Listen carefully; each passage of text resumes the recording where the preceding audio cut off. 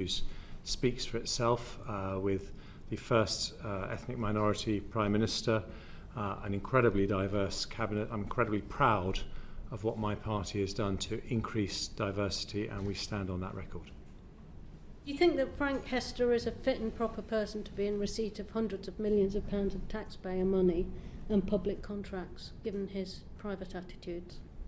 Well, I was Health Secretary when he was... Rather a lot of black and ethnic minority workers in the health service, after all. I was Health Secretary when a number of those contracts were given to him. First of all, no contracts ever decided by ministers. They're always done at arm's length. But I believe that the vast majority of the contracts he won were with individual GP surgeries, because I think what he does is a piece of GP software. So they weren't even... I think he's got all our data. They weren't even at... well, that data sits with the NHS, and that is a decision that GP surgeries have made in order to modernise their systems. But in financial services and that sector, we have regulations about fit and proper persons. Do you think that this man is a fit and proper person to be in receipt of so many hundreds of millions of pounds of taxpayers' money? Well, I'm not going to defend his comments, as I said to you. I think they were despicable and wrong, and he's apologised for them. And I don't think that the contracts that you talk about, my understanding is that most of them were granted long before those comments were made, but that is really irrelevant. The point is those comments were wrong, they were racist. He's apologised for them, and I think we should accept that apology, and I think that's really all I have to say. There shouldn't be consequences for having that kind of view or behaving in that manner, if you're rich or you're a company owner. There should be no consequences. I think that, the consequences in terms of public shaming of what he's done have been pretty significant, actually, and he has apologised. It's been referred to the police as well, so you may right, want to talk about Chancellor. some issues. Well, I'm going to. Analysis shows that for every 10 pence taxes have gone up in this Parliament, you've only given back 5 pence, and at the end of this Parliament, taxes are going to be higher than they've been as a percentage of GDP since World War II. It's not much of a record, that, is it? Well, I think, with great respect, Angela, you should listen to the people who you had in front of the committee yesterday.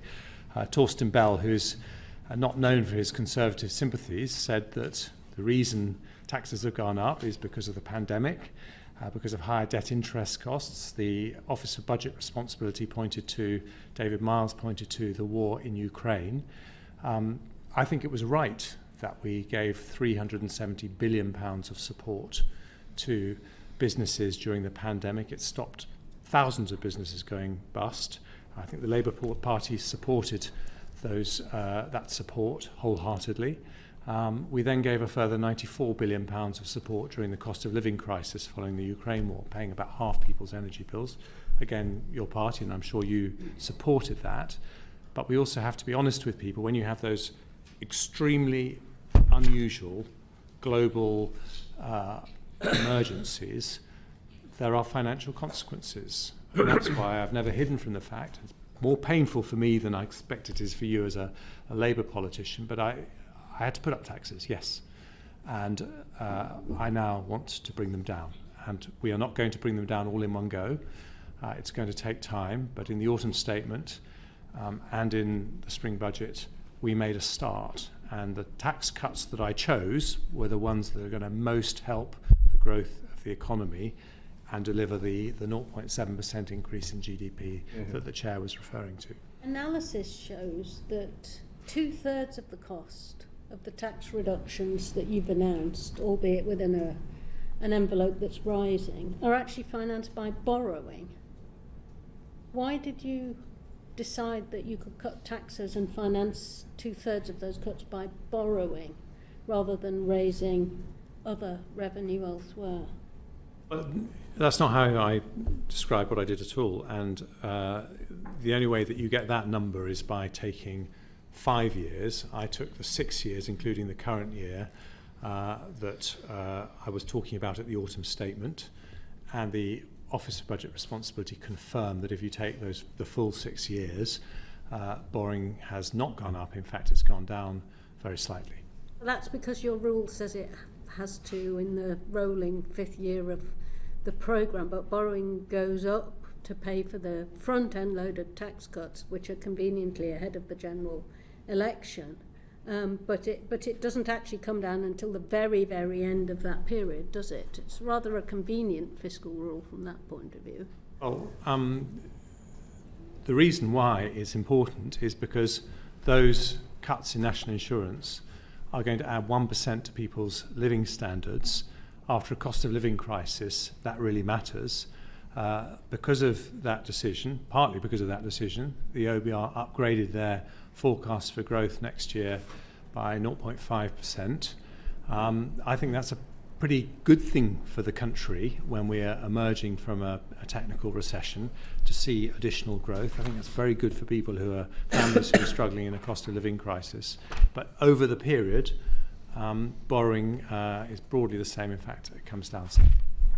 I mean, the analysis, again, of the experts of whom we saw yesterday shows that you would fail to meet 3 out of the 4 of your Tory predecessors' fiscal rules, those that have been in operation since 2010, and that this is in fact a rule that's very loose and implies, because it doesn't distinguish between capital investment spending and spending on current issues, that it keeps making it easy for capital expenditure to be cut, which our experts, you have read, if you read yesterday's sessions, were very critical of. Why have you failed to meet 3 out of 4 of your Conservative predecessors' fiscal rules and put into place a fiscal rule that actually discourages capital investment when we need to retool the entire country for preparation for net zero? Well, your own party did not object when I changed the fiscal rules, and rightly.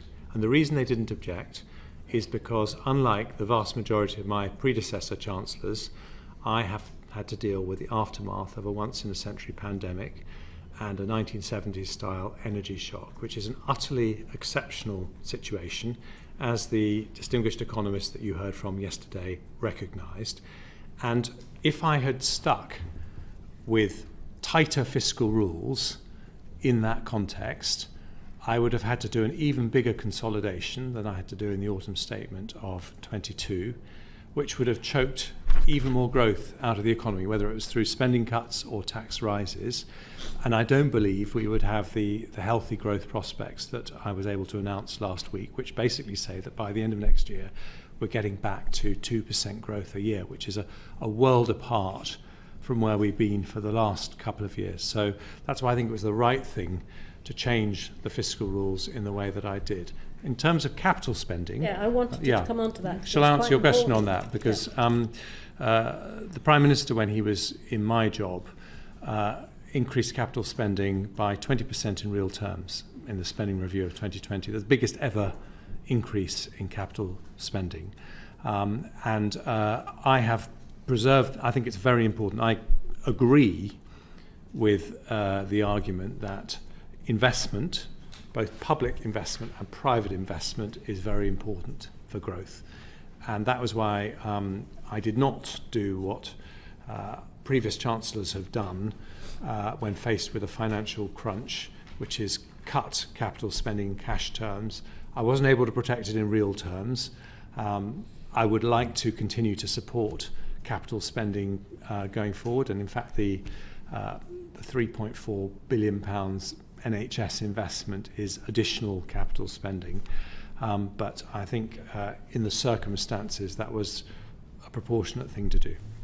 In evidence of the Lord's Economic Affairs Committee, Richard Hughes, who heads the OBR, as we all know, said it was generous to call your spending plans a work of fiction. Why haven't you been able to provide more certainty on your future spending plans, given that you've used a lot of the money that's made a lot of choices actually to cut taxes with those with the money foregone in the future for departmental spending. Well, he didn't say that yesterday, and the earlier comments that he made were ahead of the budget, and the budget had a very lengthy section which explained what our approach to the spending assumption will be, in a way that is designed to avoid austerity-style cuts in public services that are valued by the public. And what are we going to do? Well, we're going to launch the biggest ever public sector productivity programme, starting with the NHS, which is about 40% of public expenditure, which the NHS themselves independently assess means that they will be able to increase their productivity by 1.9% a year over the 5 years ahead. Our intention is to replicate that across all public services. The OBR say that if you deliver that, that would and you turn it into a cashable saving, and that is an if, because it's a challenge to do that, but you can make £20 billion savings, and that way I think we will be able to make those very tight real terms increases in public spending sustainable. Finally, the OBR has stated that meeting existing commitments on health, defence, schools, childcare and overseas aid spending would imply a real terms cut in all other departments' budgets of 2.3%. That also includes for local authorities, 1 in 10 of whom are quite close to bankruptcy at the moment. How are those kinds of cuts, which are implied by these figures, ever going to be realised in reality? Well, if you modernise the way public services are delivered, as we've announced very detailed plans to do that for the NHS, you can get a 2% a year increase in productivity, which addresses the majority of those mooted cuts in spending in unprotected departments. Thank you. Because I think your own Red Book says that output from public services is still 5.9% lower than before the pandemic. That is correct. Siobhan. Oh, thank you. Can I just uncharacteristically say something nice to you? I shall enjoy it while it lasts. Thank you for abolishing the fee on the debt management order. We've spoken on the committee about the appropriateness of IVAs and debt management orders for people on low incomes in debt. So that's going to be a good move for some people in a really hard space. And following that, in November 2022, shortly before becoming Chancellor, when asked about the non-dom tax loophole, you said, "I'm not going to do anything that's going to damage the long-term attractiveness of the UK, even though it gives easy shots to opposition parties. I think it would be wrong to do things in terms of creating jobs in the UK." What made you do your big 360-degree U-turn? Well, I actually haven't changed my position on that. I don't want to do anything that is damaging to the competitiveness of the UK. My view... Non-dom tax loophole. Exactly. I resisted doing anything at that stage. I think I've been Chancellor for just a few weeks when I made that comment, and I was very concerned about the potential risks to investment in the UK, which I think is the single biggest thing that we need to sort out if we're going to grow the economy. But I did look into the issue because I don't think that there is any justification as to why anyone should pay a cheque and not pay the same tax as everyone else. So I looked into it. I had detailed discussions with experts in the field, and I think I've come up with a programme that will not be damaging to UK competitiveness and investment in the economy, and that's why I announced our plans. Were you wrong in November 2022? I wasn't wrong, because I said then, as you quoted at me, that I was not prepared to do anything that was damaging to competitiveness. Which was about closing the non-dom tax loophole. Well, I wasn't going to rush into a policy until I had properly got to the bottom of how one could... You did say that closing that loophole would mean losing jobs in the UK, and that's really not the case, is it? Well, that was my concern, but I needed to take some time. It's a very complex area of tax policy, and I needed to take some time, and I've taken that time, and I think I've come up with a plan that Was it the same reason that you decided to extend the windfall tax on North Sea oil producers? Because you said about extending it only a year ago, it would stop investment, stop dependence on Putin and increase energy prices. I do think that's what would happen if we follow the Labour Party policies with respect to North Sea oil and gas, yes, because by getting rid of the allowances for investors in the North Sea, I think investment would dry up completely, and that would increase our energy dependence when we should be trying to be energy independent, would increase prices for consumers. But that's not what I've done. What I have done is recognise something has changed since we originally introduced the energy profits levy. What's next? VAT on private student fees?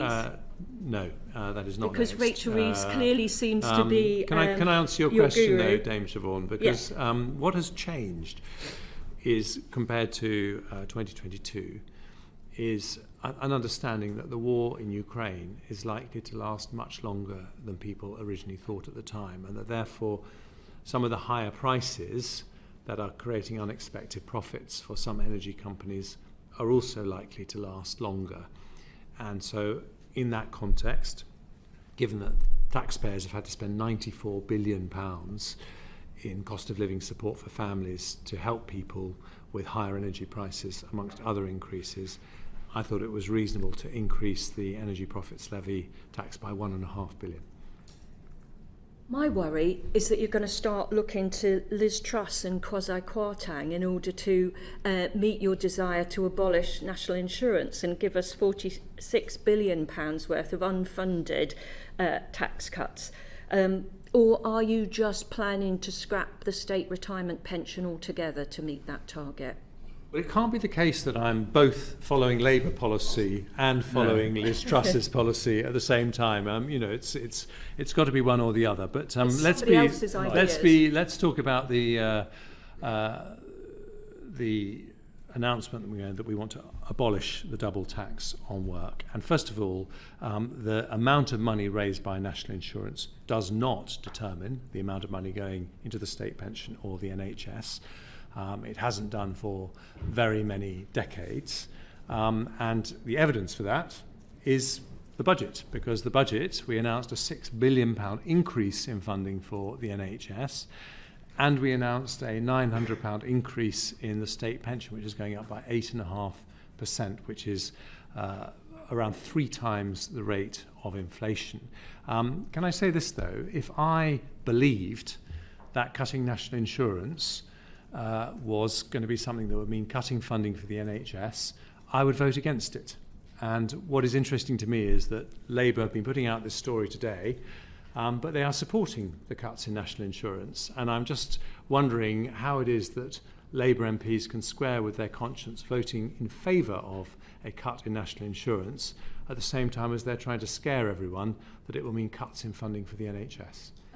On a really serious issue, the one that's most important to me in terms of my constituents, and which you had so little to say on in the budget, housing. We got 104,510 families, including 142,490 children living in temporary accommodation at a cost of £1.6 billion. But worse than the money that we're throwing away in that direction are that we've discovered that 55 children died between 2019 and 23 as a result of living in temporary accommodation. 42 of them were under the age of 1. The coroner's reports ruled that their accommodation had a very significant impact on their death, and for the ones under 1, it was probably almost entirely because they didn't have access to a cot. Would you agree with me that that gives this country a sense of shame? And what can you do to build more social housing units? Well, I first of all recognise that we need to build more houses. So I very much agree with you on that. And without, trading party politics, as you've been more reasonable this afternoon than perhaps I was expecting, and very unfairly so. But without doing that, I would just point out that in terms of the number of houses built in the last year for which we have records, It's actually higher than were built under any year of the previous Labour government, and we need to do even better than that. So that's why we've introduced planning reforms. That's why we've got big plans to develop housing in Well, Cambridge, you've got housing targets. London. Hang on, can I just finish? Cambridge, London and Leeds. Well, the outcome is what matters, and the outcome is that we have built houses at a greater rate. We're on track to build 1 million additional houses this Parliament. So that is a substantial uplift on what's happened under previous governments. But we need to do more. I fully accept that. This budget, I would have liked to have had some measures that help people get on the housing ladder, but it is difficult to do that unless you are absolutely confident that property prices are back on the up, because otherwise you are encouraging people to get onto the housing ladder with the prospect of house prices falling and therefore them falling into negative equity. So I didn't judge that it was the right time for those kinds of measures. But is that something I would like to return to at future fiscal events? Absolutely. Thank you. Thank you, Siobhan. Stephen. Chancellor, good afternoon. You said many times that this was a tax-cutting budget and it was a budget that's going to lead to growth. We've obviously spoken about already, and you've answered some questions on the national insurance. Could you just lay out the other measures in the budget that you think support those claims?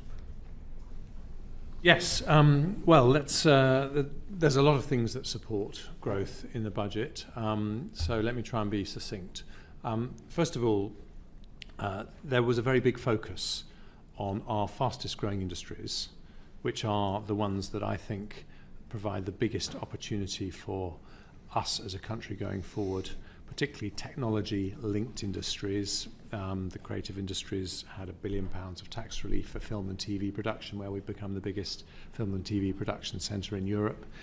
For technology startups, where we have more than anywhere else in Europe, we made some very big steps in unlocking pension fund capital, which will mean that with more liquidity, they're able to not just get capital here in the UK, but ultimately list in the UK, which at the moment many of them are inclined not to. When it comes to life sciences, we were able to announce a £650 million investment by AstraZeneca in a new vaccines manufacturing hub in Speke in Liverpool. So there was lots of focus on the most rapidly growing industries. But the other thing that, apart from sort of tax cuts that themselves were targeted at growth, there were other measures to help companies get the labour they need, in particular publishing the childcare rates for the next 2 years to encourage investment by the childcare sector, because we're going to need about 170,000 extra childcare places because of the childcare reforms I announced a year ago. One of the micro measures, which I think probably may well prove to be one of the most significant, was the move in VAT threshold, and certainly for a lot of my constituents who are sole traders and all that. Can you say what benefit you've calculated that to be to the overall growth level? I think it's going to mean that tens of thousands of companies, small companies, are taken out of paying VAT altogether.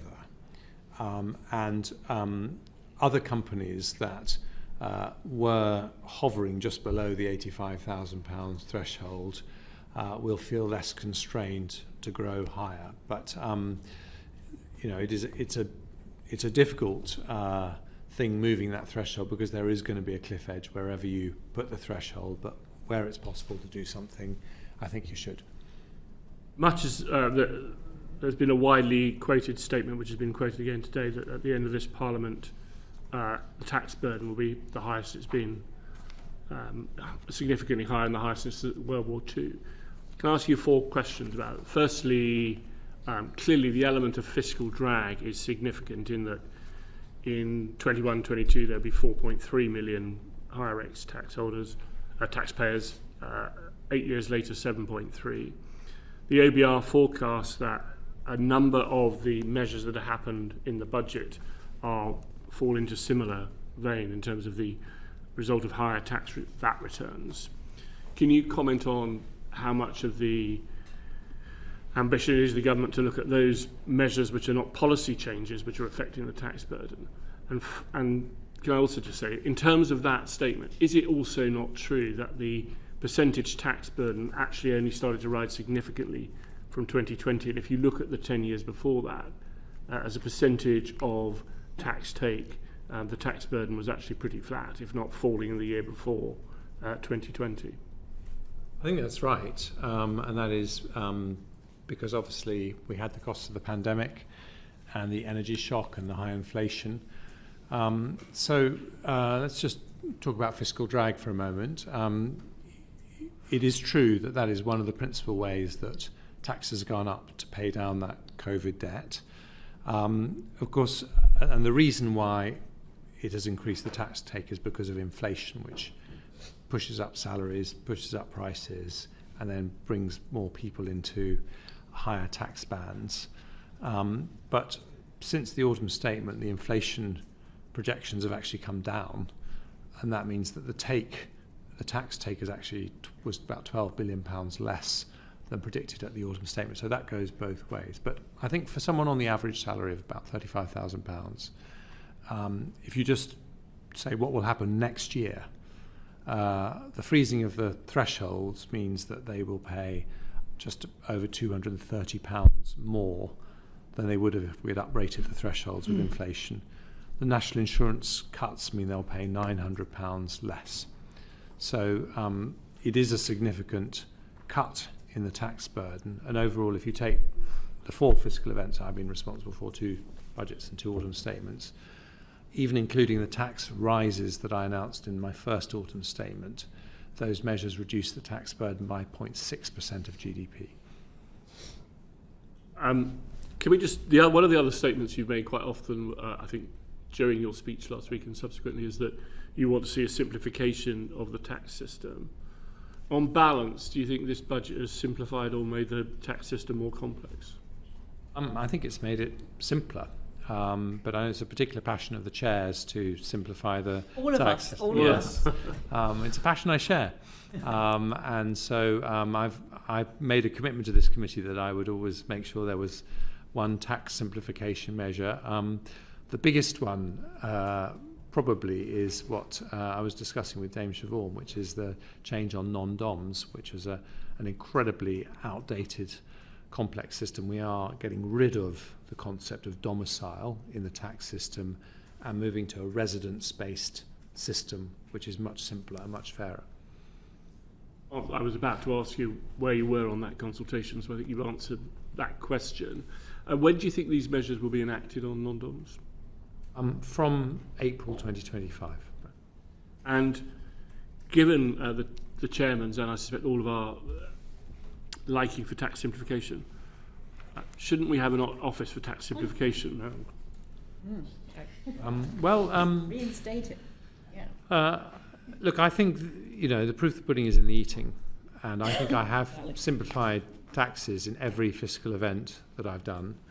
And you might not be there forever, Chancellor, and so we'd like a permanent simplification of the tax code. I don't know what you're suggesting. Yeah. I'm hoping to be here for a very long time indeed. We hope so as well, but that's a different. Thank you. But I would say that even if the Office for Tax Simplification were beavering away coming up with suggestions, in the end it would need a political decision by a Chancellor to accept those decisions. And ultimately, if we abolish the double tax on work, which is what the Conservative Party wants to do over time. It won't happen in one Parliament, but it's a long-term ambition. If we do that, that will be the biggest tax simplification in our lifetimes. And you obviously had stated in the budget last week your ambition to remove the double taxation on work as a simplification. Do you regard that as a long-term policy ambition or a policy commitment for the next Parliament? The former. And therefore, some of the discussion about the 46 billion becomes somewhat irrelevant because the number may change. And as you said earlier, it wouldn't affect either the funding of state pension, the welfare state, or the National Health Service. Correct. And in fact, I was very explicit when I announced that long-term ambition that it would not be funded by cuts to public services or by borrowing. but it would be a long-term commitment, just as our long-term commitment to increase the personal tax threshold, first announced in 2010 when it was about £6,500, got to £12,500 12 years later in 2022. So that was a long-term commitment. It's perfectly possible to deliver these commitments over time if it's something that you really want to do. And in this case, the impact on growth would be very, very positive, which is why, I think Torsten Bell said yesterday it would be a better world if you could do that, although in fairness he was sceptical that we would get there. But, he said it was the right direction of travel. Thank you, Stephen. Good afternoon, Chancellor. First of all, can I commend you for continuing to oversee an economy which has record employment and an unemployment rate around a third less than the EU average. And I'd ask you to continue to, not be afraid of reminding people that taxation is a little higher than we would like, but it's for a good reason that we left nobody behind during COVID or indeed during this cost of living crisis. I think that sometimes is forgotten by some. As someone who has always believed that national insurance is a tax on jobs and voted accordingly when there's been proposals to increase national insurance, can I put to you that, and I'd be interested in the extent to which you think this is true, that actually the budget, your budget, was quite radical in the sense that it's moving, and together with the autumn statement, it's looking to move the tax burden from workers to most other forms, if not all other forms of income, whether they be pensions or savings. And that has got to be good if we're going to ensure that we retain an economy that has strong employment prospects. And it bodes well going forward with growth over the longer term. Would you agree with that? Broadly, yes. But I would say, for example, to pensioners that we have taken a great deal of care with our support, for example, for the triple lock, to make sure that we look after pensioners. And I think that Torsten Bell confirmed yesterday that when you take into account policy changes on size of pension, tax cuts, they're £1,000 a year better off than they were in 2010. But the way I would put it is this: we want to look after pensioners. They are incredibly important. They have built the society that we now benefit from. But if they want us to continue to be giving record increases in the state pension, then we need to grow the economy. And we need to focus our tax cuts on the things that will most grow the economy, and that means getting more people into work. You would accept that we have used national insurance contributions in the past, increases, to fund public services. This signals a reversal in that approach, but not necessarily it's the wrong decision, is what I'm suggesting. I mean, I think it's many decades since there was a link between the funding for the NHS or pensions and the money that goes into national insurance. I think now it is effectively treated as just another tax pot, and all these different tax pots have an impact on behaviour. And if you have one that disincentivises work, it is holding back economic growth, and that is the wrong thing. May I turn to a subject that you and I and the Economic Secretary have been discussing, and I refer to my entry in the register with regards to investment trusts, otherwise known as investment companies. I mean, you will be aware that we have a disclosure problem, cost disclosure problem here. Investment trusts make up something like 40%, nearly 40% of the FTSE 250 companies, and there's a number of them that are FTSE 100 companies. Now, a quirk, and I know you understand this, a quirk of EU retained law, which the EU itself has since legislated away, requires British investment trusts to combine their corporate and their investment management costs on the EMT feeds used by investors. This is important because this double counting uniquely makes British investment trusts look unduly expensive, and so investors are shunning these British companies, discounts have widened, and investment, I should say, into sectors such as renewable energy, and infrastructure has completely dried up. Previously, investment trusts were a conduit by way of tens of billions of pounds into these sectors, which are good for the economy. In fact, British companies are now buying up their own shares to close the discounts, and that is withdrawing money from the sector. My question is this. The autumn statement produced one draft SI relating to PRIPS, which with a promise of another to follow. Over 300 members of the London Stock Exchange, including many investment houses, responded to the SI's consultation, which closed in January. When will the legislation come before Parliament, and when can we expect the accompanying MiFID SI? I will write to you with more detailed answers on those, if I may, Mr. Barron. But let me put it this way. We are having discussions at the moment on the best way forward. We are completely committed to removing PRIPS and replacing them with something better. We understand fully the concerns of the investment trust community about the situation that we're in right now, and we are working out the best way forward. But because it's market sensitive, because these are quoted companies, it wouldn't be appropriate for me to go into detail about precisely what our thinking is. I hope you understand that. I do understand that. What I'd ask in return is for you to understand perhaps the urgency, and I think you do, of the situation, because I would suggest to you that more immediate action is required, because British companies are now, at this very moment, toying with listing abroad, courtesy of this issue. And important sectors to this economy are seeing no investment or future. Can I suggest this to you in your deliberations and discussions more generally? That the government fast-tracks legislation which reflects the consultation response of the 300 plus members of the London Stock Exchange, which called for investment companies to be removed from the CCI, the Consumer Composite Investment Regime, because this at a stroke would end the double counting issue on the EMT feeds, and then they'd be back on a level playing field with many foreign companies. I mean, given the FCA believes that legislation is required, and in its forbearance, it has gone as far as it believes it can, will the government now legislate accordingly? Well, for the reasons I've just said, I'm not going to answer that question, I'm afraid, because we're in the middle of making those decisions, but your concerns are very well noted. Okay. Finally, if I may, on this issue, the consultation on the PRIPS SI closed in January, and we're now waiting for it to come before Parliament.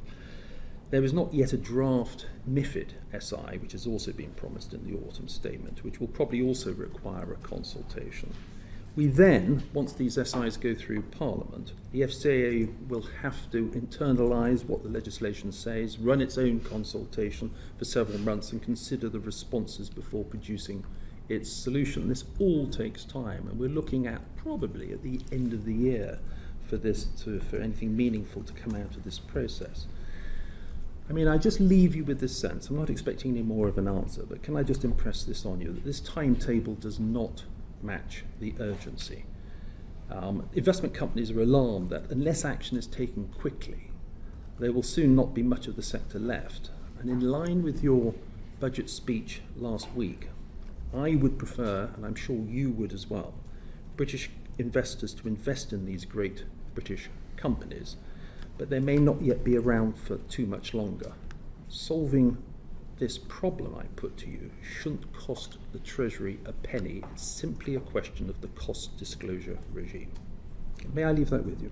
You certainly may. If I may just gently say that I think the pace of reforms that we have introduced to make the city more competitive, with the Edinburgh reforms, the Mansion House reforms, what I announced at the autumn statement, what I announced in the budget, has been unprecedented. So we are absolutely determined to proceed at pace with all those reforms, and we're absolutely committed to making our financial service sector globally competitive. I would share that sentiment, and I agree with in very large respect what you say, but when it comes to investment trusts, there is a specific issue that the system has failed to acknowledge with regards to the cost disclosure regime, which you could put right very quickly.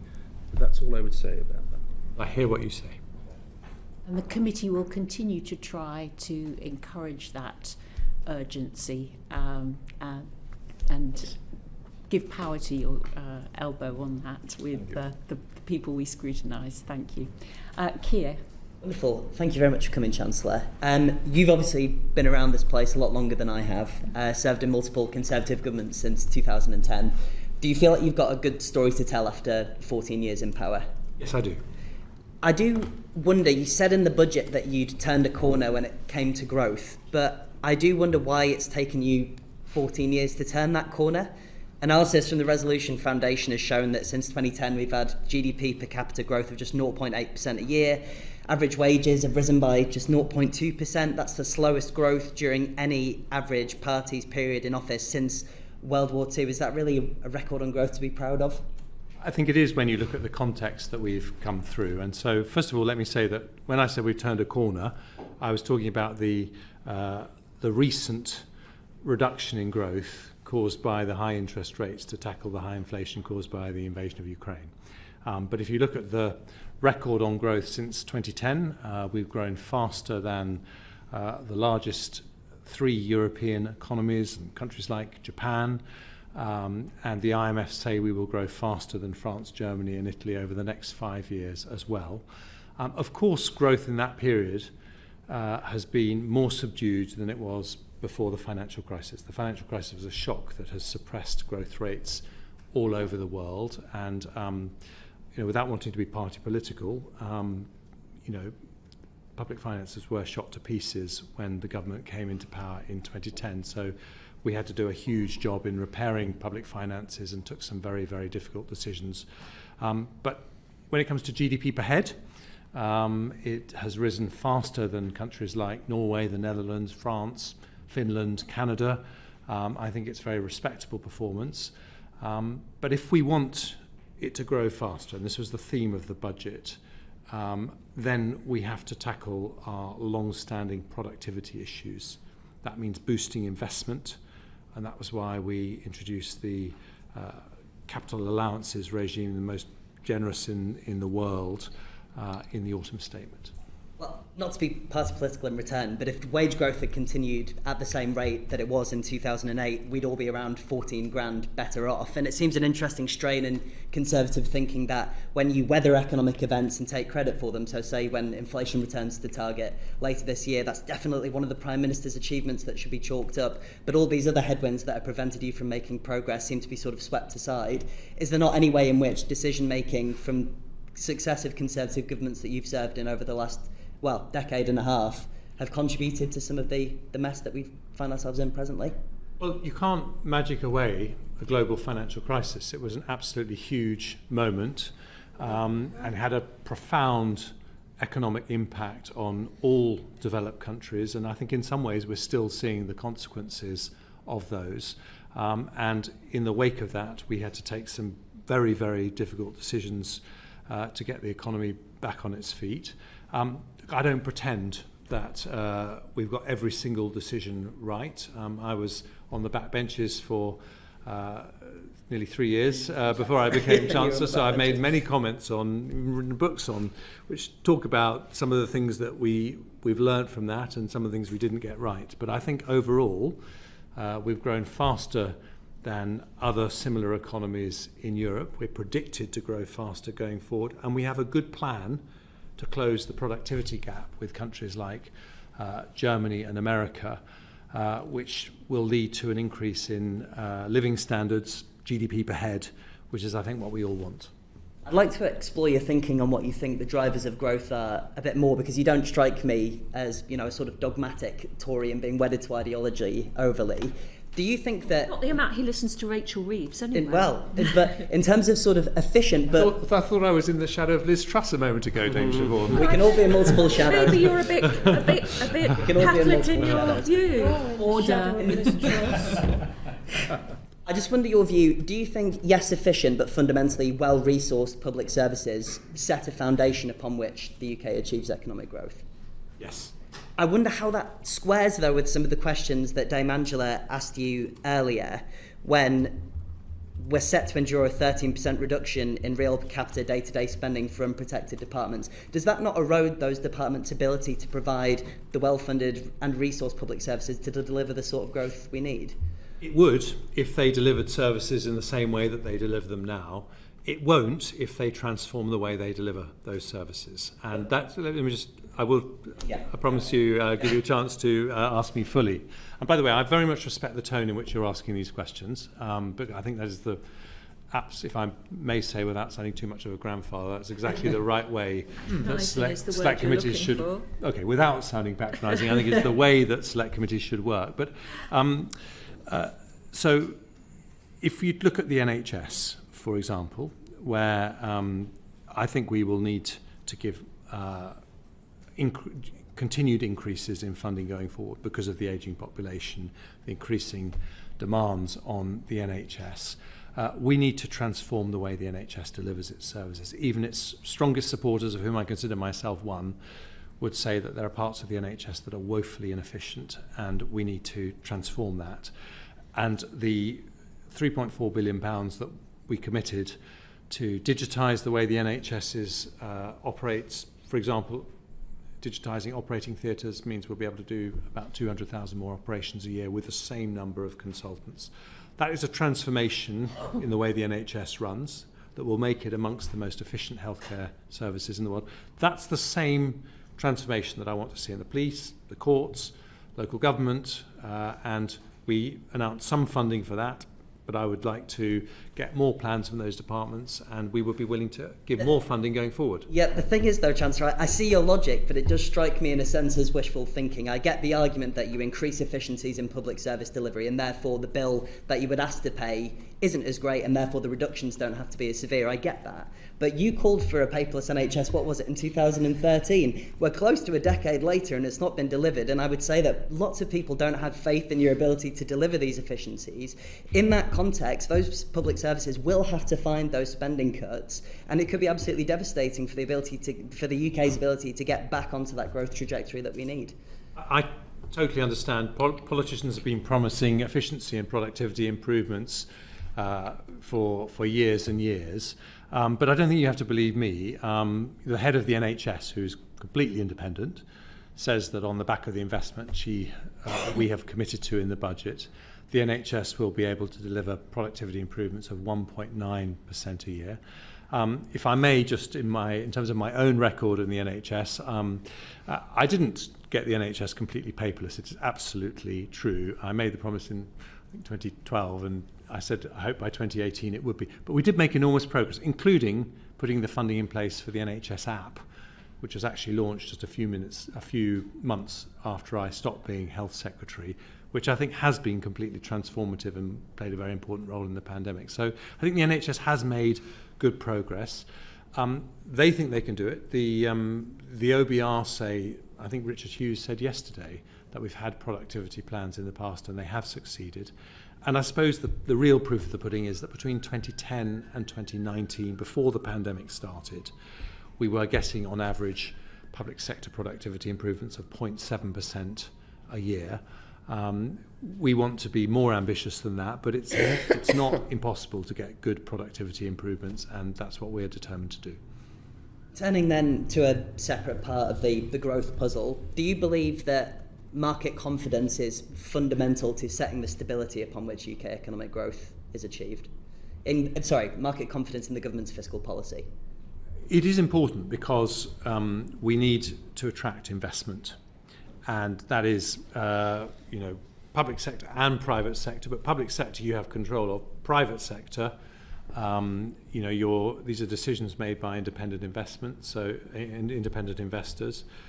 But it's also important for public sector investment because if the markets don't have confidence, your debt interest will be more expensive. So I presume, based on the tone of those comments, you wouldn't sort of follow the example of your predecessor, defy the OBR's assessment of fiscal policy, go ahead heedless and wreak economic consequences for the economy that are negative. In fact, I reversed nearly all of the policies of my predecessor in my first few weeks as Chancellor. Do you not think it could be said, though, that in a sense you've done one worse in regard to the mooted abolition of NIC contributions altogether? Because not only have you not told the OBR that was something that you're interested in doing, by not telling them, they're not even able to forecast what the potential impact of that economic choice could be.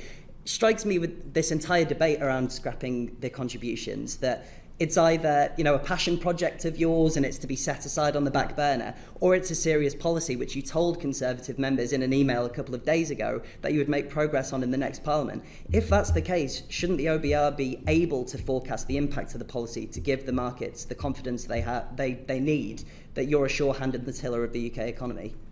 No, and I don't think you have to take my word on it. I think you should listen to what Torsten Bell said when he said this was absolutely no comparison with what happened in the mini budget. And the reason is very straightforward, because we're not putting a timeline on it. We've been very clear this is a long-term ambition to make work pay in the British economy. It's the right thing for economic growth. It'll be the work of many parliaments, and we will make progress, but only when it's affordable to do so, when we can do so because the economy is growing, and we won't do so at the expense of public services. We won't do so by borrowing.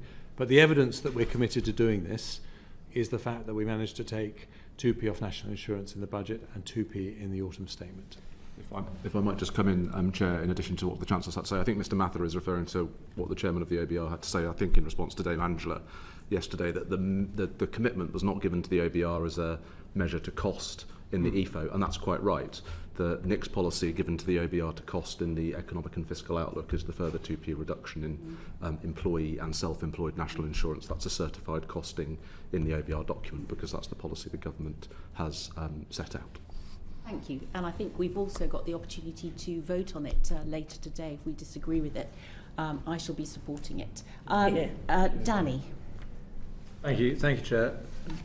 Chancellor, you will have read in the transcript from yesterday that Paul Johnson and Torsten Bell and our other witnesses, in fact, all shared the concern about how precise the debt target is, and the forecasting obligations on the OBR relevant to that have all sorts of slightly pernicious consequences, not least for our debates and for your work. They felt that the rule is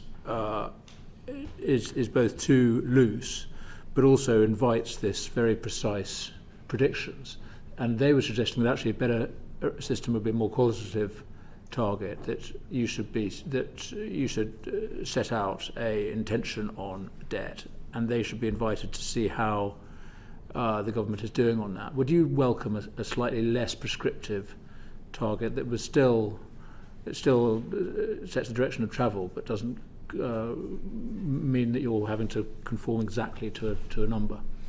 Well, I read that suggestion with great interest, and I will reflect on it. But I have to say, much as I respect the individuals who are saying that I'm struggling to see how that could actually work in practice. And I think the reality is that in fiscal rules, you are trying to balance two objectives, and you want to make progress on both of them, but they can also conflict with each other. One of them is that you want to have a credible path to reducing debt, and the other is you don't want to constrain investment that's important for the long-term growth of the economy. And I think no fiscal rule is perfect, but the structures that we have at the moment do mean that there is a guardrail, which means that I have to show discipline in terms of debt reduction, but they also give me the latitude to take decisions that will increase growth in the 5 years running up to that fifth year where you have that debt reduction rule. You don't accept Torsten Bell's suggestion that a commitment to have debt falling in 5 years is a commitment never to have debt falling at all, because you can always push it out? Well, I think, in the end, if you were to constantly do that, the markets would find you out. But I think the markets themselves also want to see that you are investing sensibly. I think what they would also say, I don't know if they actually said this yesterday, but certainly I think it's what my officials at the Treasury would say, is that a lot of the credibility of your fiscal rules is actually about the policies that you pursue within the 5-year cycle. So if markets sense that you've got sensible policies that are going to enhance growth, like the national insurance cuts that bring more people into the workforce, if they can see that you've got a sensible plan to boost investment in the economy, then they recognise that you're more likely to be a country that's good for your debt in the future. Okay, thank you. One measure that I really welcomed in the budget was the lifting of the VAT threshold. Only £5,000, however, but the direction general very welcome.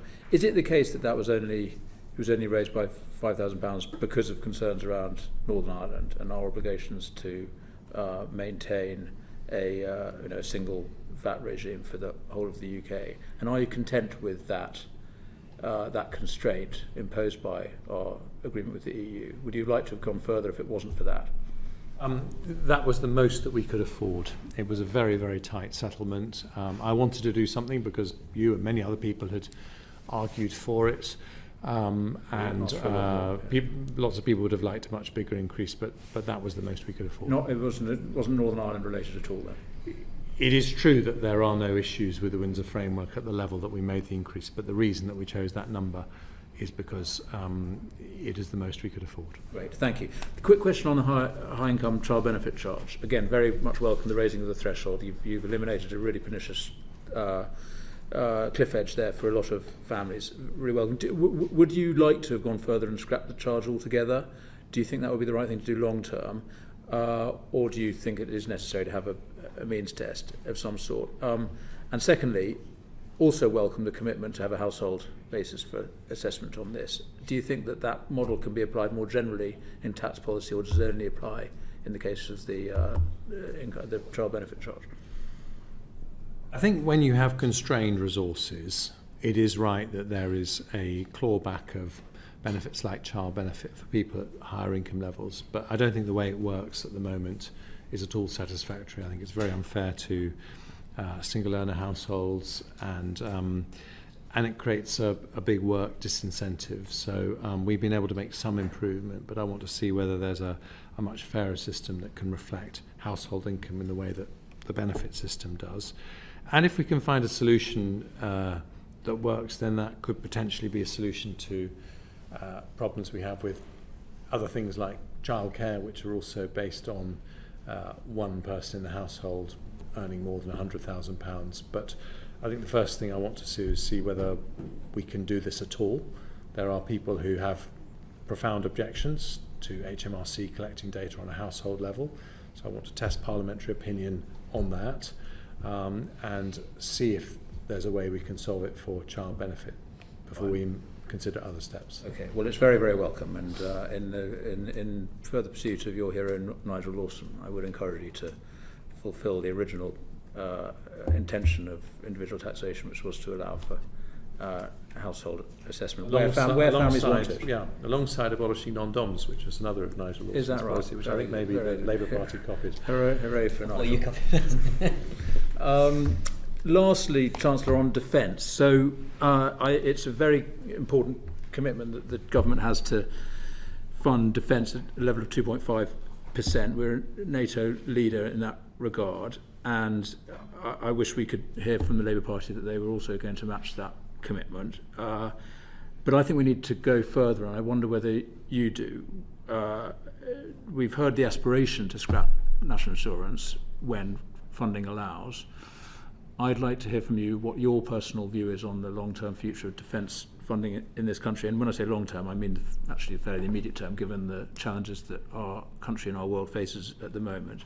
And I'd like to understand whether the decision not to fund defence further, and I know there was a small uplift, I think less than 1% in the budget, the decision not to go further than that was because you couldn't afford it, or because you think it's not necessary at this time? Or perhaps the defence can't take the money, because there is this argument about they couldn't receive too much money at once. But what is the I wouldn't use any of those explanations, actually. I do believe we will need to spend more on defence. I think the world is becoming more dangerous. I think it's patently evident that Russia and China want to upend the international order that has brought more peace and prosperity to the world than any other in the existence of humanity. And this is a period in history where we cannot take for granted our democratic freedoms, very sadly. And that's why we made our commitment to moving to 2.5% of GDP as soon as we can afford to do so. I think we have already done a lot. In the budget last year, I increased defence spending by 11 billion. I think in the autumn statement by that it was just under £500 million. And before that, the Prime Minister, when he was Chancellor, £24 billion increase. So there have been some significant increases, and it is increasing by about 0.5% a year in real terms. So there is a significant increase going on. Before we go further, I think that we need to fully understand whether we have made sufficient reforms to defence procurement, which is, I know, something the Defence Secretary is very involved with and has been very active on.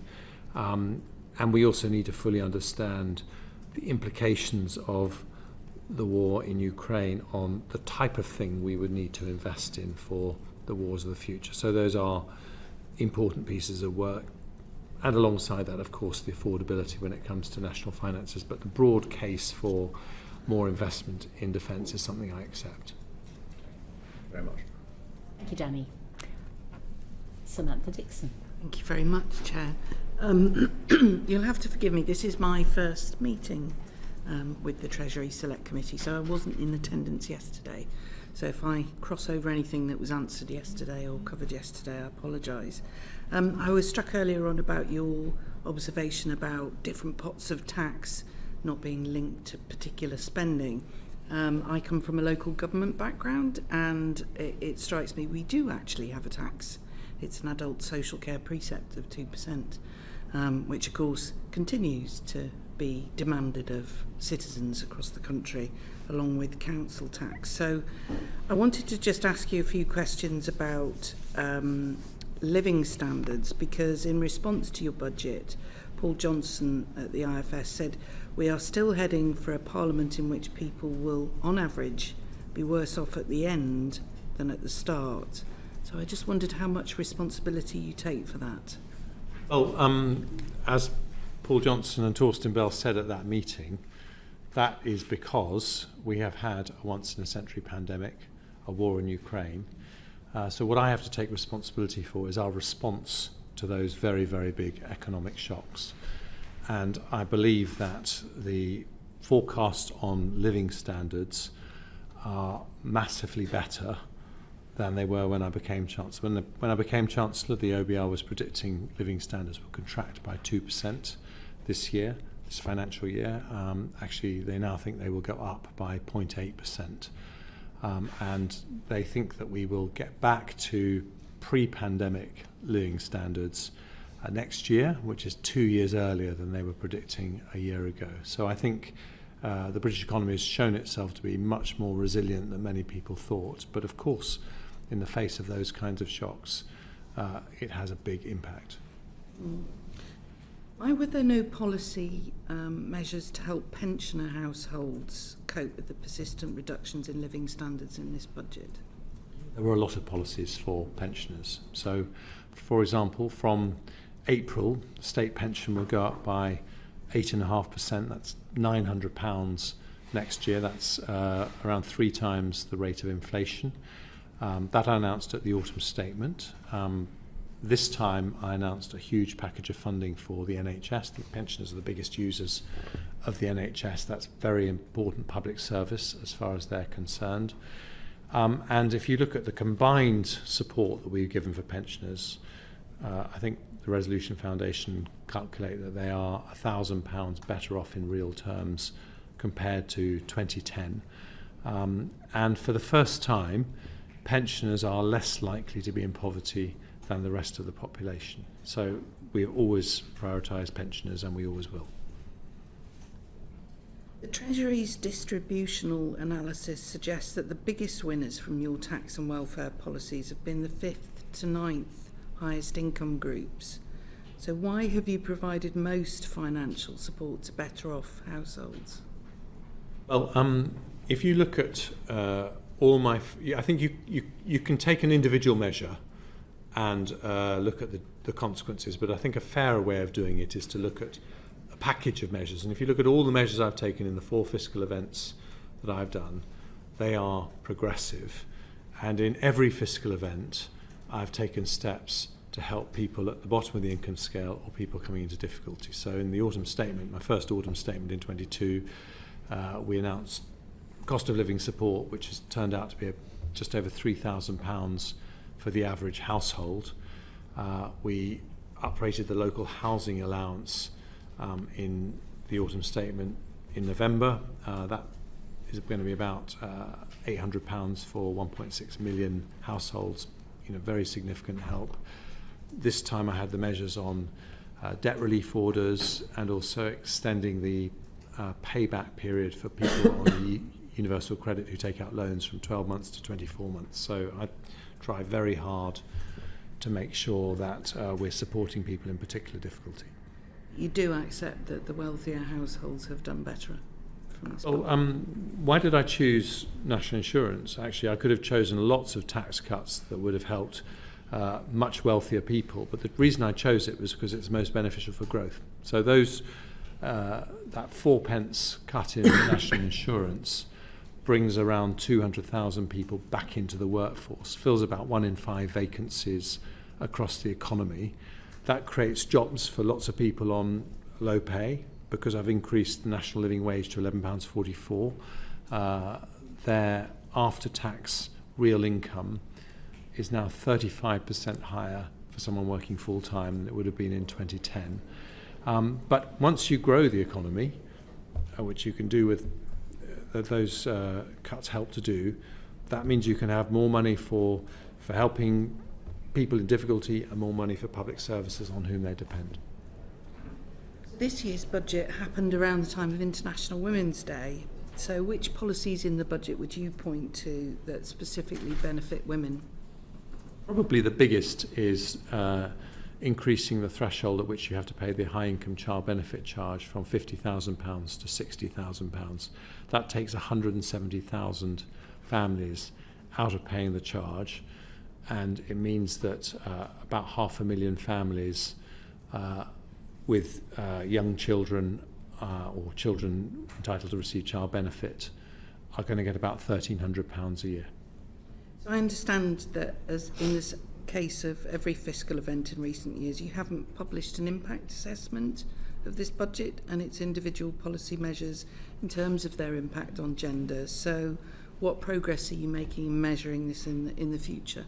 Well, I have to do an equalities impact assessment of all the measures in the budget, and I do that before any policies are put to Parliament. If I might just add on the distributional analysis, which you've asked about, the modelling that the Treasury does that underpins that distribution analysis is, it aims to illustrate the cumulative impact of measures, as the Chancellor said, on income levels. Is extremely challenging to produce analysis of a high quality based around other characteristics, including gender, and that's because the assumptions you have to make about a household's makeup actually drive the outcomes of the analysis as opposed to the actual policies themselves. So it is an area that the Treasury looks at with interest in terms of others who are undertaking work in this area, including groups that have been before the committee previously. But I think as Paul Johnson himself recognised, because most people live in households and we don't know how incomes are shared within the household, it's very hard to look at the effects between men and women. Nevertheless, it's an area of analysis we remain extremely interested in. As the Chancellor says, we obviously advise him on the equalities impacts in producing the budget, and there are areas of our impact assessment of the budget, for example, the HMRC TINS publications, which go beyond our legal responsibilities in terms of equalities impacts, and where we are trying to do more. Thank you very much, Samantha. Anne-Marie. Thank you, Chair. If I may, Chancellor, first of all, a little bit on transport and then something on property. Now, transport wasn't something specifically, the point I'm going to refer to, that you raised in this fiscal event, but over previous fiscal events. You have, I'm pleased to say, set up the Network North Fund, and the idea behind that was to use the savings from the council part of HS2 to fund other infrastructure projects. Now, dear to my heart is the South West Resilience Programme. And thank you, we've already got the funding for 4 out of the 5 phases, but the 5th phase depends very much on some money coming out of this Network North fund. I understand from Network Rail that they actually need the cash as opposed to a promise from a saving, and that they need that in fairly short order. By June was my last understanding. Are you able to share with the committee how you are, if you like, converting a saving into cash for these projects to make sure that the projects can actually be delivered on time? Any particular reference to Dawlish I much value. Indeed. Well, I've been on that railway route many times, and it's absolutely stunning. I think one of the most beautiful in the country. But if you go on it, you understand why you need to invest money in resilience, because you are really very close to the sea there. And so you're right that we've allocated, I think it's 165 million to the first 4 phases. The 5th phase is very important. I know that the proposal is with the Transport Secretary now. All I can say is that I know he hopes to make a decision very soon. Now, in which case, perhaps there's been a bit of cross wires between the pair of you, because I actually spoke to the Secretary of State a week ago, and he said it was in your court, and he was going to talk to you. I did express to him my concern about the deadline. So what can I do to get resolution? Is it you? Is it the Secretary of State for Transport? In a way, I'm less bothered about who. I am more concerned about commitment for June. Are you able, Chancellor, to commit that the money will be available when, as I understand it, is needed in June? Rather than passing you from pillar to post, why don't I commit to you that I will talk to Mark Harper and try and resolve this quickly, and we'll get back to you as soon as we can. That would be a great help. Thank you, Chancellor. Moving on to property tax. Now, in the budget, there were really 3 parts. There was the reduction in the capital gains tax higher rate by 2%. There was the holiday letting relief removal and the multiple dwelling relief removal. And taken together, I think, from the evidence that we've had, and indeed from what you said, you were trying to achieve 2 things. One, clearly, tax to do the things that we want to be done for our public services. But secondly, to maximise the use of property for residential as opposed to anything else. And therefore, might I suggest that this was really a nudge to try to encourage those who've been thinking about disposing of their second homes to do so, because this would be a good time, most tax effective time to do it, and to look at how those who were letting their properties out, often in the summer and Easter, for Airbnb, might be discouraged by, I think in your words, levelling the playing field so that they effectively lost release that gave them a benefit compared with those who let out on full-time residential tenancies. The consequence of which inevitably had a consequence for those properties which were used as part of the tourism industry. So while the objective, which I understand given what we've talked about, the shortage of housing and the need to ensure as many people have homes as we can possibly achieve, inevitably there's a trade-off, because for many coastal and rural communities, that tourism piece is actually quite important for the local economy. Did you do an impact assessment when you looked at this to look at the trade-offs to see whether or not you got the balance about right? Well, can I just perhaps clarify what we were trying to do, and hopefully that will answer your question. So I wasn't saying that I want more properties to be used in this way as opposed to that way.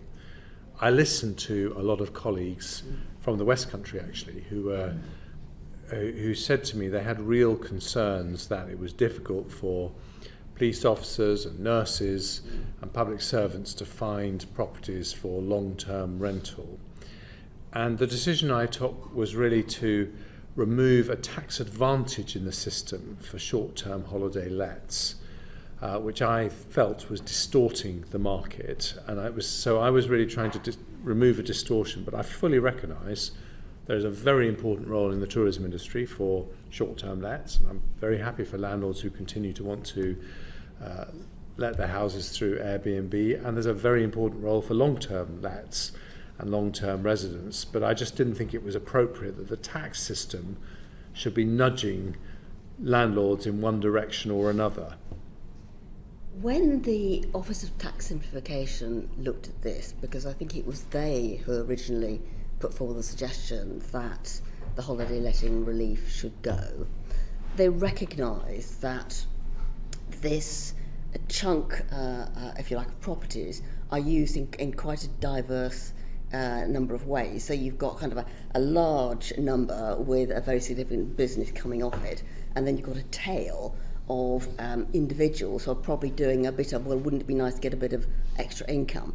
But that tail actually was unlikely to benefit from the relief because they were unlikely to want to offer up their property for 210 days. So in a way, by removing the relief, it's not the Airbnb nice to have a bit of extra cash, if you like, second homeowners that are going to be losing out because they never had the advantage in the first place.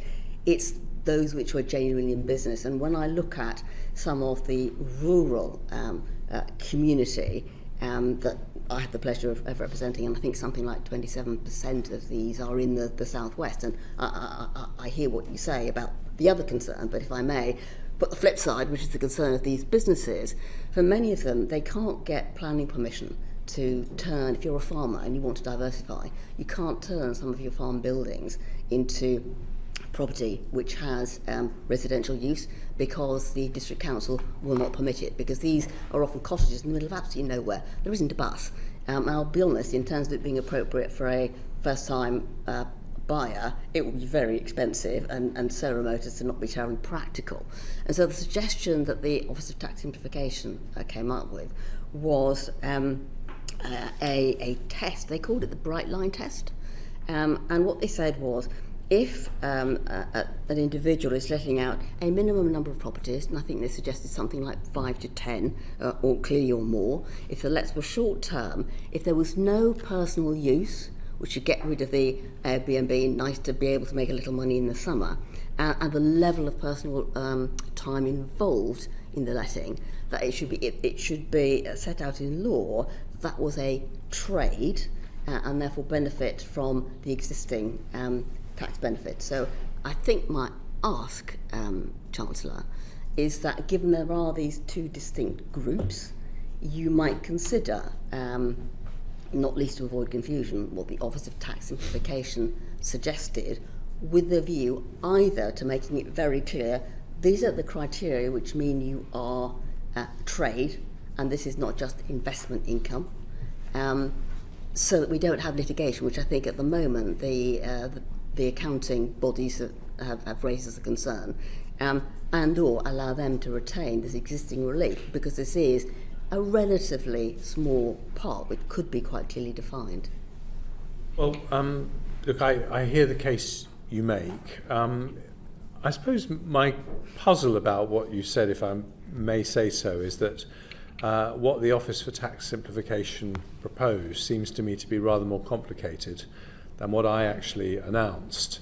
And so the businesses that you're talking about, there's absolutely nothing that I've announced that would stop a farmer getting permission to have short-term holiday lets in an outhouse or a part of their house. Nothing to stop them whatsoever carrying on to do that. What I wanted to remove was an incentive in the tax system that would make people who could choose the use of their properties to choose holiday lets over long-term rentals, and I think that's what I've done. But you know, please do write to me with your thoughts on that particular sector, because I fully accept the tourism industry is a very, very important one.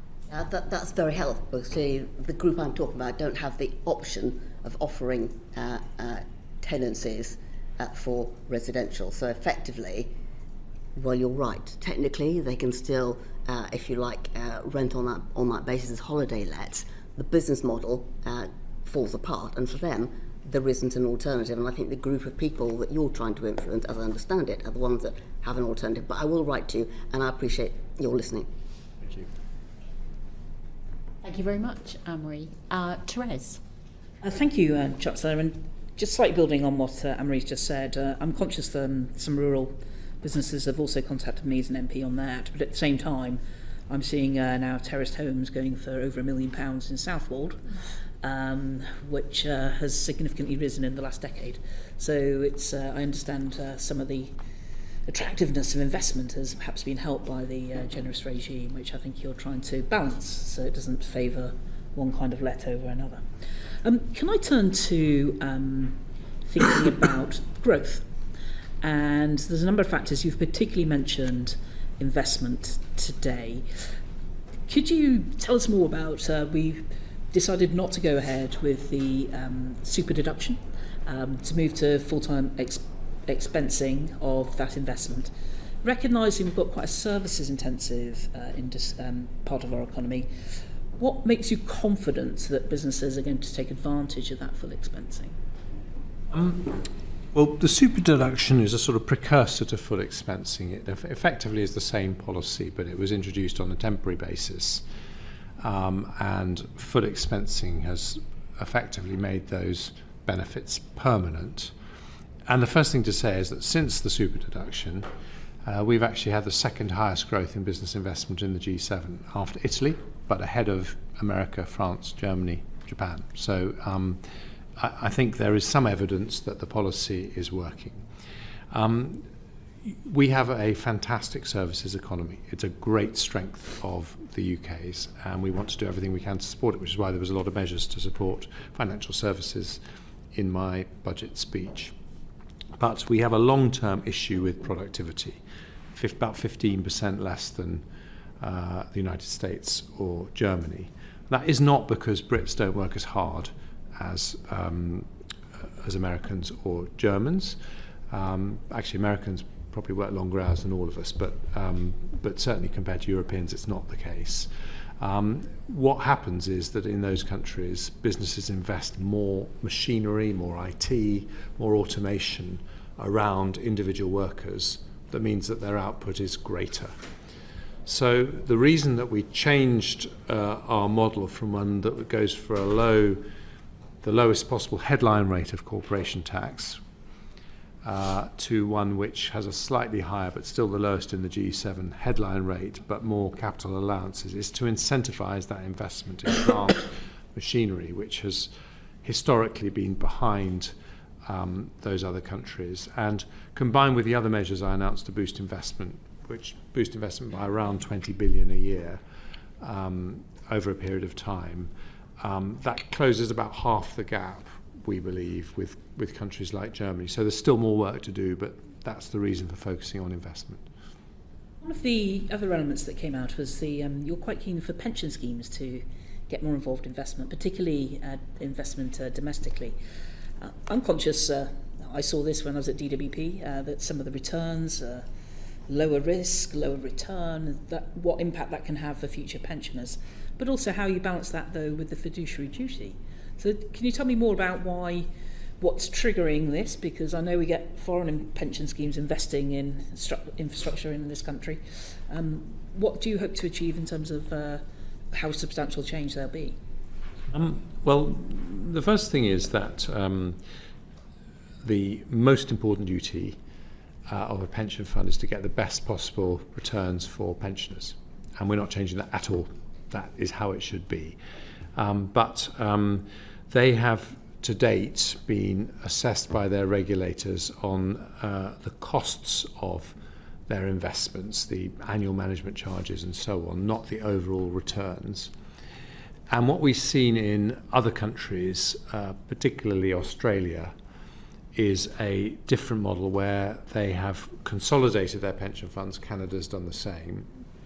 And the result is that they are managing larger pools of money.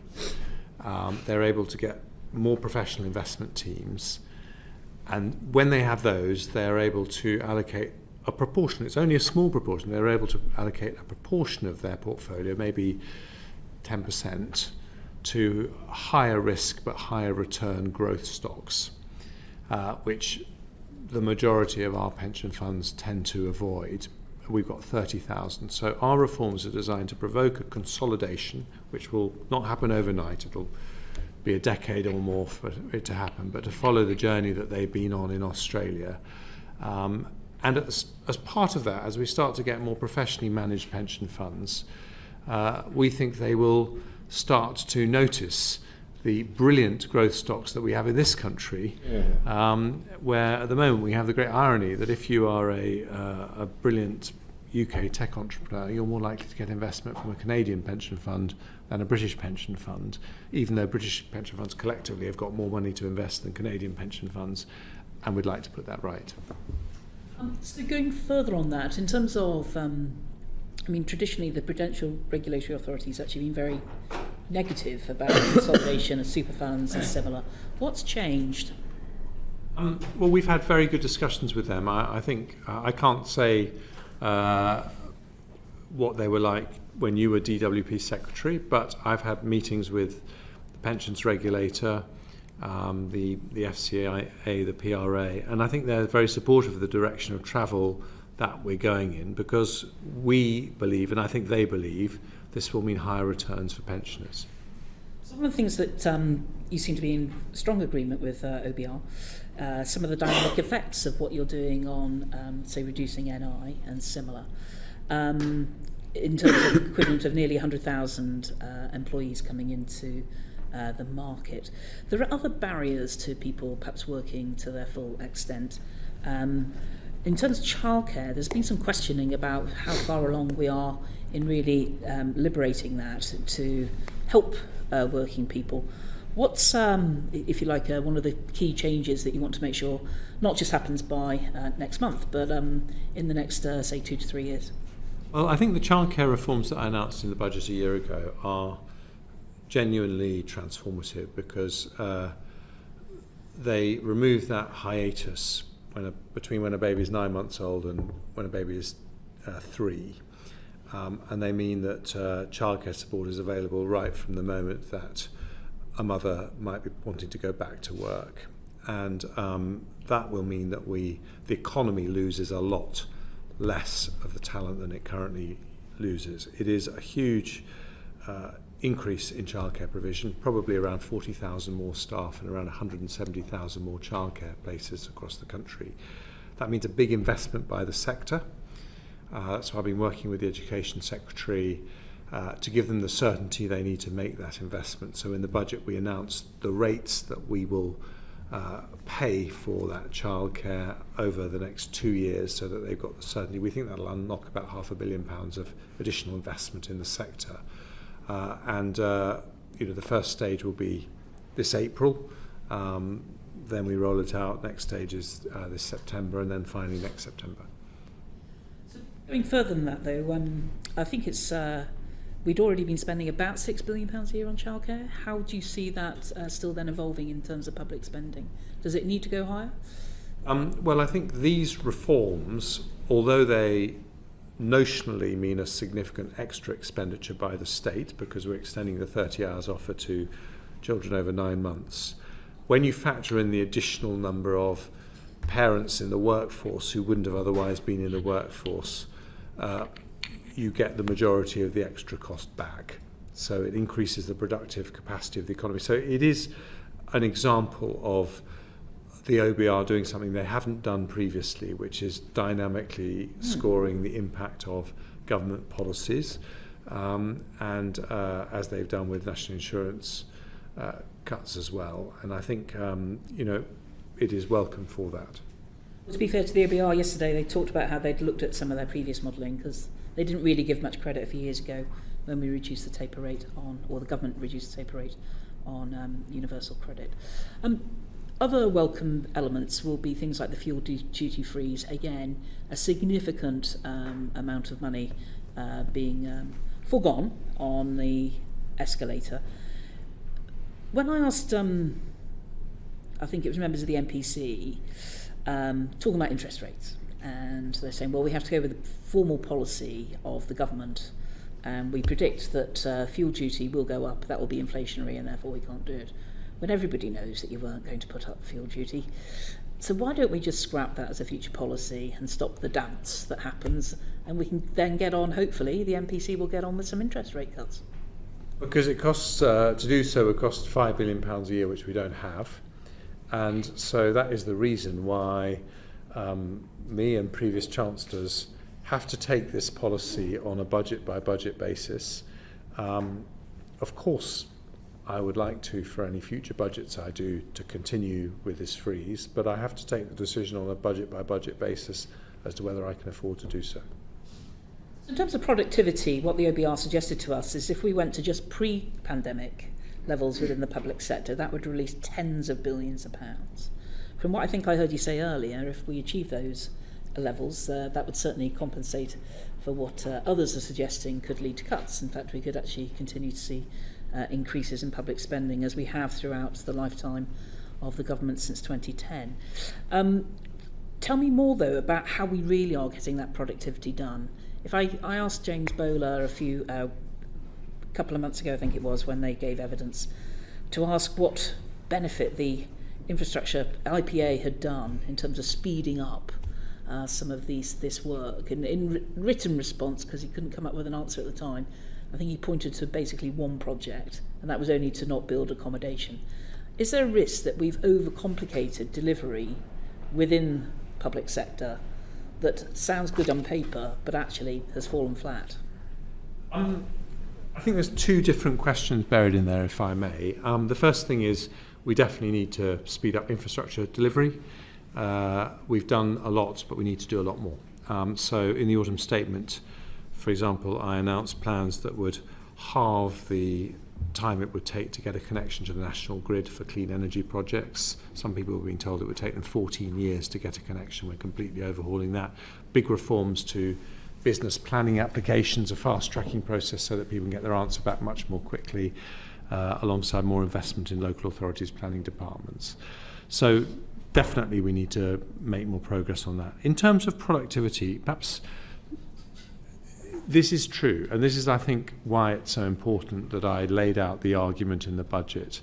The OBR say that if we increase productivity by 5%, that's a 20 billion saving. And our plans, if we deliver them, will increase productivity by more than 5%, and we can make sure that with the 1% spending assumption, we don't have to have damaging cuts to the services valued by the public. But delivery is everything.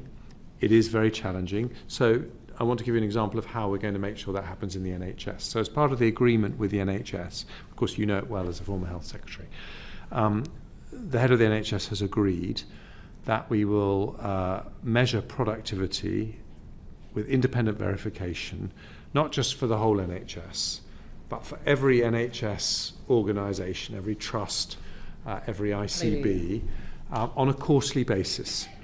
And that there will be carrot and stick incentives for the people leading those organisations to deliver on productivity. So we're not just talking about big bang, hospital electronic record systems. We're talking about the chief executive of a hospital having an objective every quarter, every year, to deliver small-scale improvements of productivity in every area of their operations.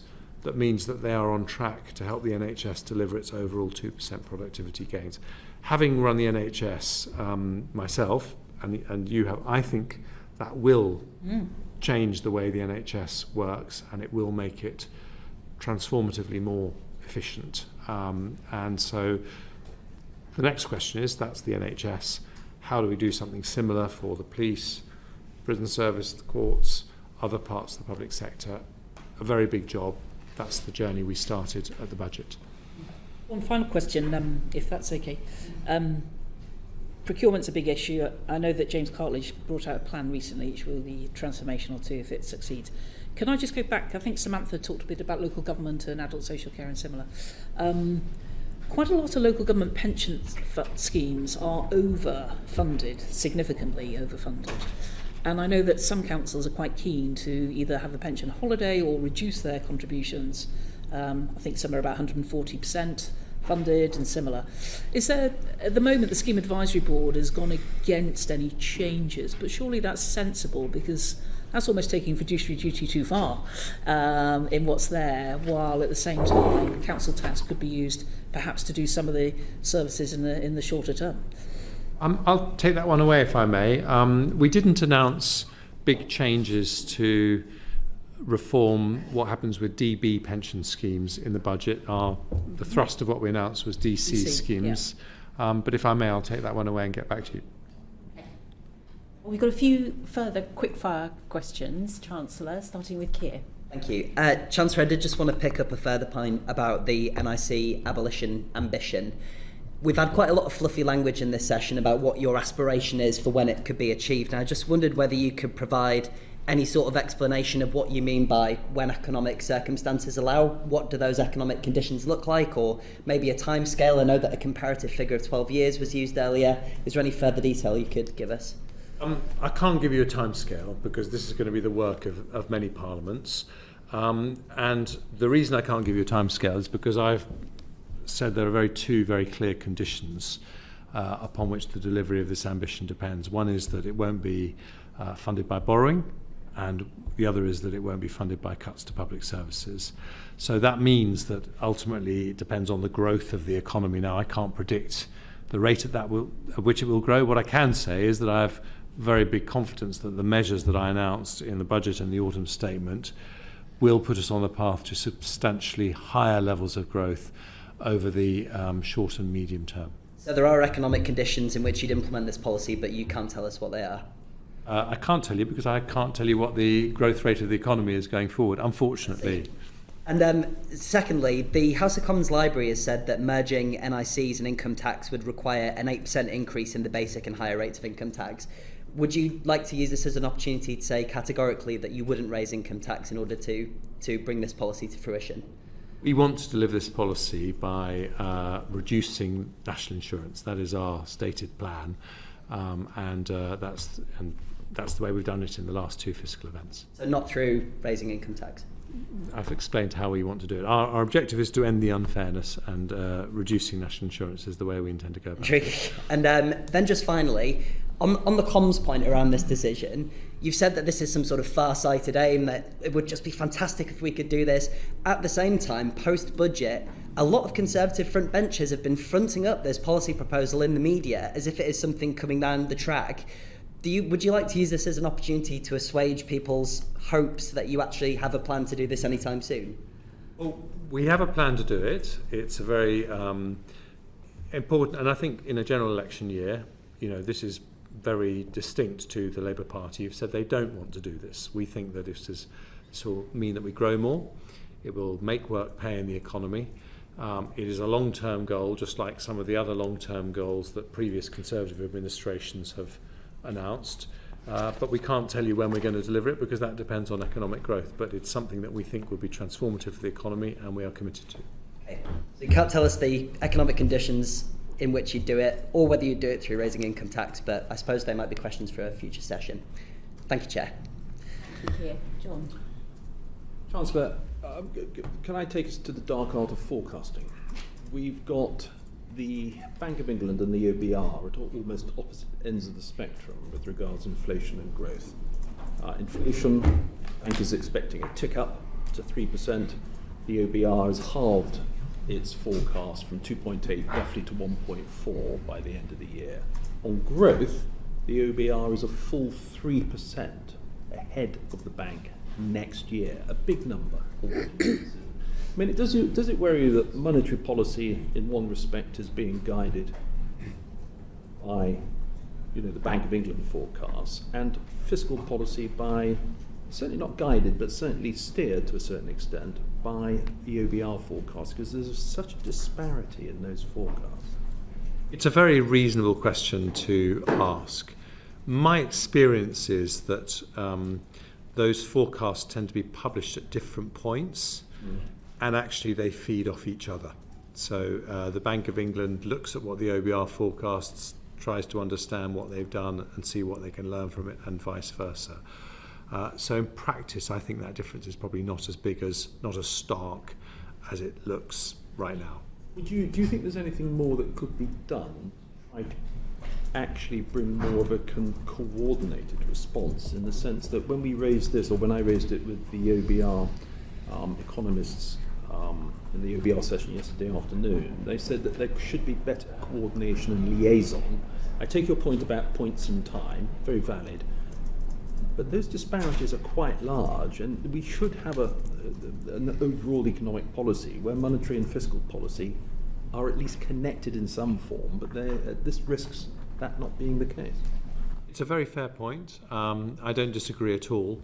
I would just say that I think that our system does depend on both those sets of forecasters being independent, so I wouldn't want to get involved in that process in a way that undermine that independence. Right. Finally, just switching to the NatWest share sale, we've had a brief discussion about this, but can I please ask you to continue to consider Lord John Lee's suggestion in the other place that a certain number of £100 worth of shares, 250, 500 quid's worth, which is minuscule in the big scheme of things, even when it's distributed to every single school in the land, secondary school, you give consideration to that, because then students would be empowered to take control of that shareholding, given the decent yield, and determine, I don't know, policies at the margin that how to spend the dividends and so forth. It could be an education in finance and help further that objective.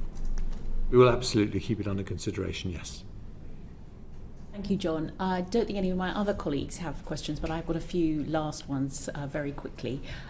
So before the NatWest share sale, does the UK ISA need to be established before that happens? That is a very good question. We're actually calling it the British ISA. I will look into those timings because it's an interesting point. Okay. The Treasury is consulting currently with the FCA on changing the advice guidance boundary so that it makes access to financial advice more accessible for a wider range of people. Does that need to have been implemented before the NatWest share sale?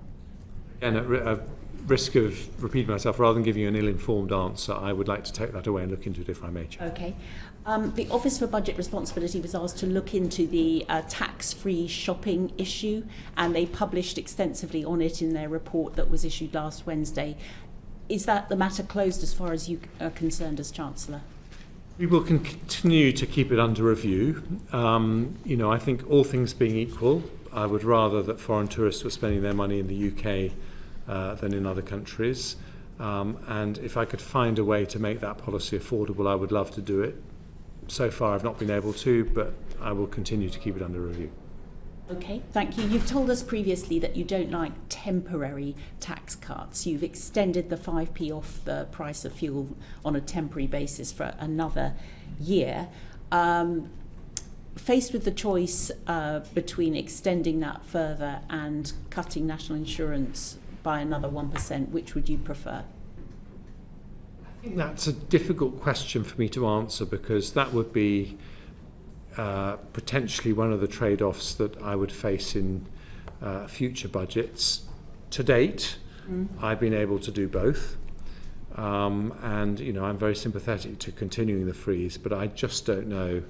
And I think, I don't think I could really predict now if I was forced to choose which one I would, because I think it would depend on the economic circumstances at the time. Which leads me to my final question. You mentioned future budgets. There's only been just over 100 days between this one and the autumn statement. So can we expect that we'll have you back here talking about your next one in July, September?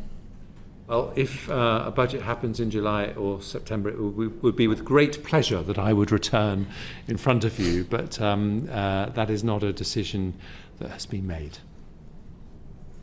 Well, I think if there are no further questions from colleagues, then we'll draw this session to a close. Thank you very much for your time, Chancellor. Order. Thank you.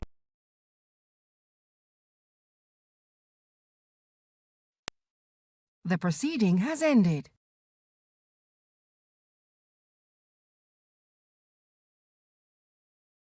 The proceeding has ended.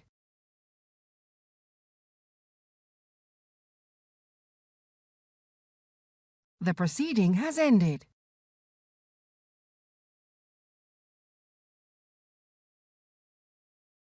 The proceeding has ended.